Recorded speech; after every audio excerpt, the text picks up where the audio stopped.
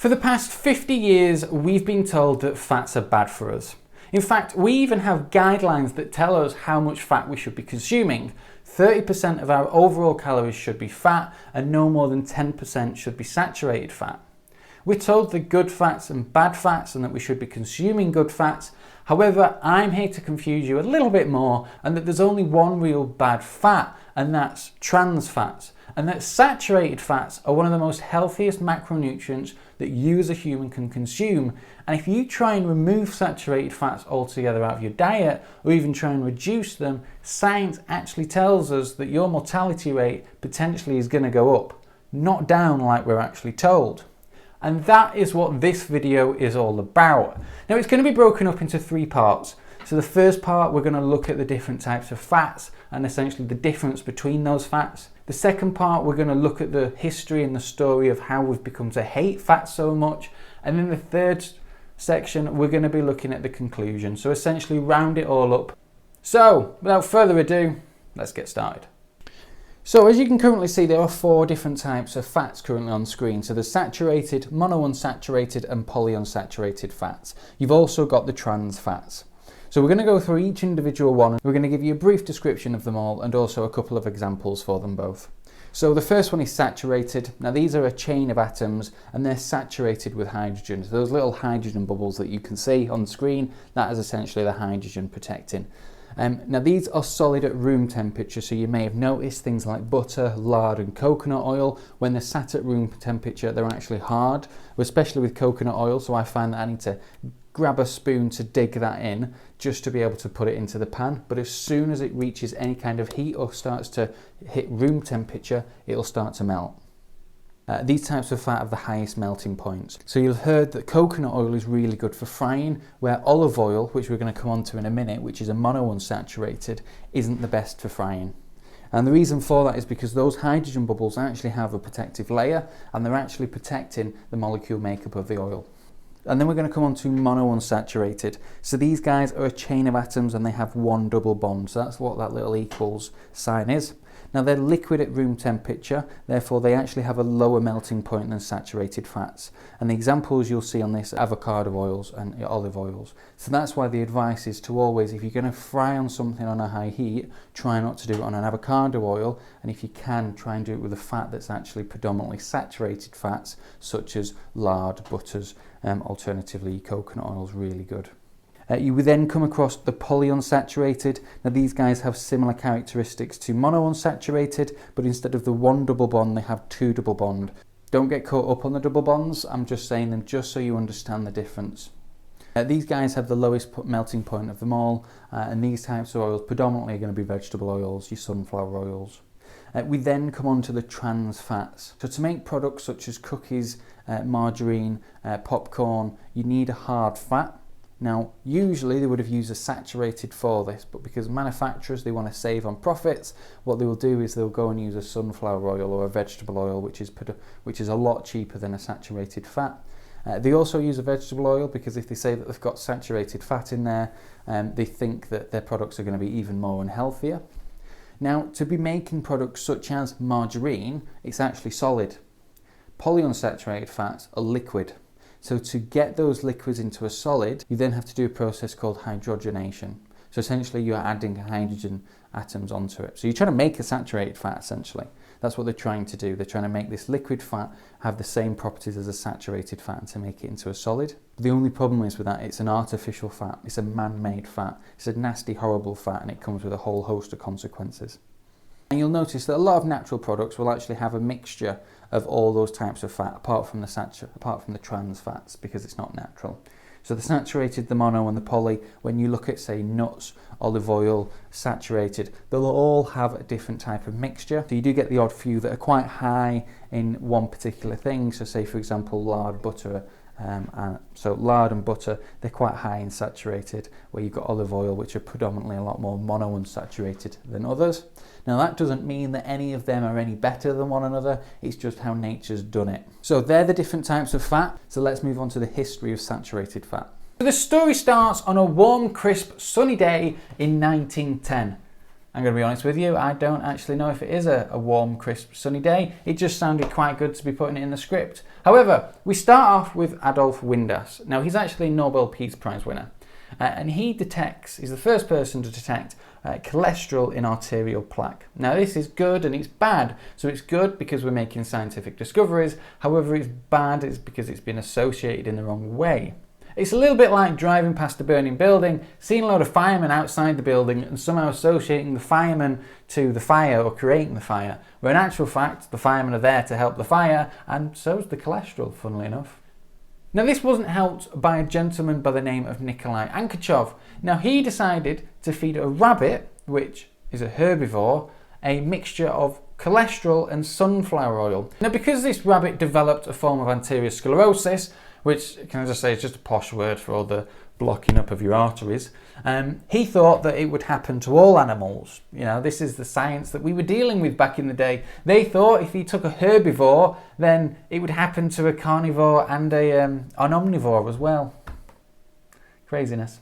And that's where the first connections or the first associations are between cholesterol and heart disease. Because you're finding cholesterol in the arterial plaque, you instantly assume that somehow cholesterol is involved in the heart attack. And then you give a rabbit a mixture of cholesterol and sunflower oil, and then it develops, a kind of form of anterior sclerosis, just blockage in the pipes. I should just say blockage in the pipes, but it doesn't sound as professional or like I know what I'm talking about. So we're going to skip along a few years and go all the way to World War II. Now, you'll have heard of vegan or vegetarian, or you may not have heard if you don't associate yourself with those types of people, and then turn around and say, yeah, but we was the healthiest that we've ever been in World War II. So, kind of, slightly misleading. So what they mean by this is, in World War II, a lot of big European countries, the animal consumption was on the down. So was heart disease. So they kind of created a link that somehow heart disease, animal consumption, heart disease, animal consumption. You might have a thing. However, the big thing that's missed out in this is the other side of the Atlantic in America, animal products, heart disease. So it just stayed. Heart disease just didn't go down. It just stayed, but they never actually give you that piece of information. So you can say that potentially it may have been something else. And that's the reason why association can't prove causation, because, there's association between people that eat cheese at night and get strangled in bed sheets. But I don't reckon it's the cheese that's doing that. Could be, I guess. And we skip a few years from World War II to 1955. So in between those years, they started to build a bit of political pressure. This is quite a new disease, heart disease. Media starts to drum it up. People are dying of heart disease, what it is. And then President D. Eisenhower suffers a heart attack whilst he's a president. Now, the president recovers, however, he spends 10 days out of the Oval Office, and the stock market at the time lost the equivalent of £14 billion. So not only is it affecting the normal people, it's now affecting the chief, and it's potentially going to start affecting the economy. People want to know what's going on, and that is where a massive void is left for scientists. You've got scientists scrambling around trying to figure out what heart disease is. Some people think it's a vitamin deficiency, some scientists think it's due to the excess cars that are on the road, and others, such as Dr. Ansel Keys, well, he actually has a theory that it's saturated fat. And not only is he convinced, he's somehow convinced the president. So the president now takes on this low-fat, high-carb diet. Unfortunately, it isn't very successful, and 14 years later he dies of numerous cardiac arrests and heart attacks. Now, Ansel Keys is the man of the moment. He's just come from the big starvation study, and he now wants to take on heart disease, and he truly does believe that it's total fats and saturated fats that are causing the heart disease. And he finds this 22-graph study from the World Health Organization, and it's actually comparing the country's dietary fat intake versus the heart disease deaths in that country. So what does he do? Well, he actually eliminates a fair few countries until he's left with this 6-country graph. And he takes that 6-country graph and takes it to a seminar at the World Health Organization, where two scientists by the name of Herman and Jacob, which I'm not even going to try and make myself sound stupid by pronouncing their names, actually heavily criticised Mr. Ancel Keys, or Dr. Ancel Keys, and they even state that association cannot prove causation, and the American Heart Association are with them. They even state that the diet heart theory is not supported by scientific evidence and thus cannot be used to mandate specific dietary changes. However, I'm not sure what changed, because 5 years later, the American Heart Association did a complete U-turn. They now actually agree with Ancel Keys without any new scientific data. And they literally throw everything at him, scientifically, academically, financially. They believe that somehow saturated and total fats are the main driver of heart disease, and instead of actually finding the evidence to believe that, like, you know, you kind of should do that in science, they just decided to, you know, believe it and try and go and find the evidence for it, whilst giving advice that this is probably the best thing to do when it's really not. However, in 1958, Ancel Keys is back to go and do an experiment, and it's called the 7-country experiment, where he goes to 7 countries and he essentially studies them. The only issue with this study is that, well, there's 2 issues. The first is that it's an associational study, and we've already established that associational studies cannot prove causation. So if you're trying to prove that saturated fats and total fats are the main driver of heart disease, associational study probably isn't the most accurate study to be doing. The second one is that he's gone to countries that are recovering from a World War II, so they aren't even necessarily eating the diet that they would have been eating, and we all know there's a number of years until the dietary change takes effect. However, in the end of the study, he actually concludes that it's not total fats, and he actually believes that it's just saturated fats. He also, oddly, and I don't know if you agree with this, but he doesn't find any correlation between heart disease and someone's weight. You think that's funny, he doesn't find a correlation between heart disease and somebody's activity levels. Now, it gets better, right? This is the best one. He doesn't find an association between, or he doesn't find a link, between smoking and heart disease. Like, come on, man. Really? We're going to take this seriously? Like, come on. However, a year before he decided to do his study, there was actually already a study that had been published that had completely contradicted everything that he'd said. And if you'd just read the study, then we may not be doing this video right now, and we may not have god-awful guidelines in place for our diet. So, I introduce you to the Framingham Heart Study. Now, this was published in 1957 and it was started in 1940s. And they concluded that HDL cholesterol is protective against coronary heart disease, and that low HDL cholesterol concentrations, high blood triglyceride levels and insulin resistance are more important predictors of coronary heart disease. And it also inconveniently found that people that have lower blood cholesterol levels are actually an increased risk of developing cancers. Now, I bet your doctor didn't tell you that one, did he? Now, the best thing is about this study is that the director of that study had to leak those results because he found that the people at the top had no interest in actually revealing the results. And there's another 2 more studies that I want to show you that conclusively prove that saturated fats are a must in the human's diet. So the first one I'm going to introduce you to is the Sydney Diet Heart Study. So this study studied 458 randomised men that had all suffered with some form of heart disease. So one ate a diet rich of saturated fats and the other ate a diet rich of polyunsaturated fats from sunflower oil. What were the results? Well, funnily enough, the results weren't published until a shitload of years later. 54 years later to be precise, probably had something to do with the conclusion where it showed that if you replace saturated fats, the mortality rate actually increases, doesn't decrease.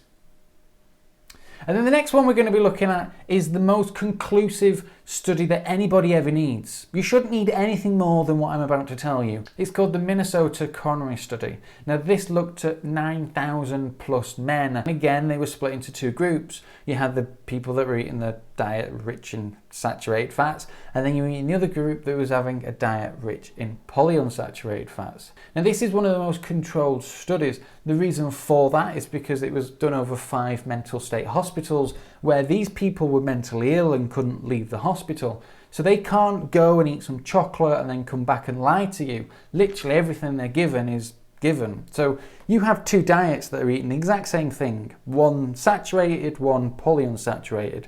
So you have a good idea if the polyunsaturated fat people start to die earlier than these guys, you can be confident it's the thing that's changed, in this case, the oil or the fats, that is creating that excess death. And interestingly, this study again wasn't published until a shitload of years later, and that was because that the author didn't actually publish the result. It was the relative who was interested to find out the results. He actually found them in a dusty basement, he recrunched the numbers, and he was horrified. And they found that one of two things happened that they expected, and that was that the cholesterol had gone down. But what they didn't expect was cholesterol going down actually means that their mortality rate goes up. However, if they'd looked at the Framingham Heart study, they would have gone, oh wow, that's not a surprise. And the conclusion of that study is that they found that participants with greater reduction in serum cholesterol had a higher, not a lower risk of death. However, that isn't even the biggest scandal, I don't think, in this story. So the biggest scandal comes from the sugar industry. Let me introduce you to two scientists. The name are Albrick and Mann. And these are good old, hearty British scientists that actually know what they're doing. Now, these guys have a completely different theory to these guys, the American lot. Ugh, the American lot. So these guys actually believe that carbohydrates and sugars are actually the main driver of coronary heart disease. And the one issue is that these guys actually have evidence that's starting to add up. The only issue for these guys is that these guys, the good old British guys, actually have evidence that's starting to back their theory up. These guys don't like it, and Mr. Hickson, who's the director of the sugar research at the time, decides to take a trip to Harvard University, where he finds two very willing scientists. He decides to pay them the equivalent of today's money of £25,000. And then, 2 years later, those two scientists decide to publish a study in the New England Journal of Medicine where it actually takes all the blame off sugar and puts it straight onto fat. And then in 1977, we've got Senator McGovern's report. And instead of me telling you about the report, I'll just let this lovely lady do it for me. The committee's original report urged Americans to reduce their risk of heart attacks by reducing their intake of cholesterol down to the equivalent of about 1 egg a day. Now the problem was with bringing these guidelines in was that there was quite a bit of friction, political pressure, political tension. I don't even know what I'm saying. But basically other senators didn't like it. They turned around and said, look, I don't know why you're bringing these guidelines out, because we can clearly see that other nutritional scientists clearly can't agree on what the best course is here. And even Dr. Robert Olson said this to the senator. I have pleaded in my report and will plead again orally here for more research on the problem before we make announcements to the American public. And then how did the senator reply? Well, I'll just, let him do it himself. Well, I would only argue that senators don't have the luxury that a research scientist does of waiting until every last shred of evidence is in. And there you have it. Senator hasn't got the time. So, we're just going to bring out these guidelines with no actual science behind it. But we believe people. Well, that worked out well. So how do we conclude this? Well, we conclude this that I'll be honest with you, I don't think any of this was done out of spite. I genuinely believe a lot of political pressure was being mounted. See, the thing you've got politicians that need to essentially get voted into the next term, and they kind of need to know what's going on. And then you've got scientists who pretty much get paid to, know what's going on. And if it comes up to the next funding pot and it's like, Mr. Scientist who couldn't give us the ideas, we're not going to fund you next time. So it's your best interest as a scientist to pretend you know what you're talking about, even if you don't. And I genuinely believe that, they had the people's best interest at heart, even if they were a little bit naive and a tiny little bit stupid. But the problem is, I can't see them going back, because, would you? You're so deep into this gravy boat, is that even a saying? Gravy boat? Never heard that before, but I'm going with it. So you're so far into the gravy boat, you can't really turn back round now. You can't really turn around and go, oh, everyone, we got it wrong. Fat isn't the issue, carbohydrates are the issue, please don't sue us. Now, we don't eat a high carbohydrate diet because it's healthy, because there's just no evidence out there to support that. We eat a high carbohydrate diet because We have to. Because if you're going to eliminate fats and if you're going to put fats at a 30%, now protein on average, whether you're a veggie or whether you're a meat eater, everyone consumes on average around 15% protein. And then you've got 30% fats. So if you've got fat at 30%, you automatically have to be consuming carbohydrates at 55 or 60%. But the problem is they come out and they give this advice, but there is zero data to support this.